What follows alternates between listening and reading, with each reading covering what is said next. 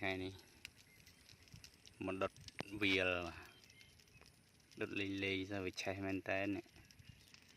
lần hồi từ lô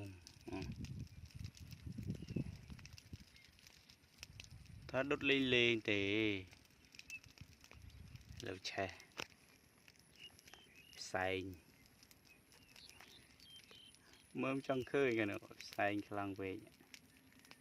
này cũng chạy tích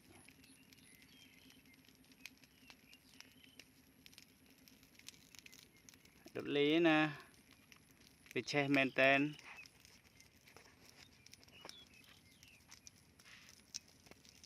màu nó bị kriêm ngọt nhiều đợt từ chạy trôi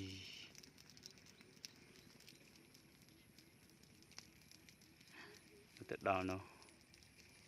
khang nô mơm khơi nha chân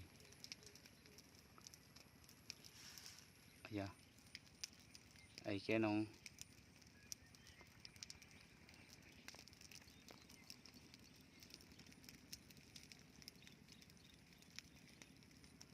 cho bỏ vịt cho bỏ tất cả nó